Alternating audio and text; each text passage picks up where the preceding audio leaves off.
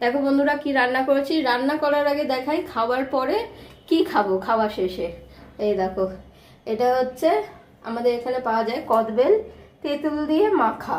এই দেখো কদবেল, দুটো বাটিতে আমি ভাগ করে রেখেছি, খাবো। এরপরে দেখাই কি রান্না করেছি। ভাত, গরম ভাত তরকারি, তারপর করেছি হচ্ছে পালং শাক।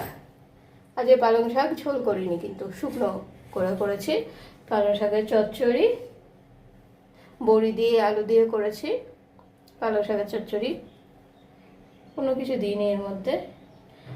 আর করেছি হচ্ছে মাংস,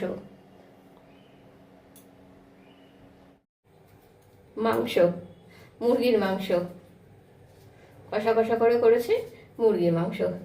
এই হচ্ছে রান্না।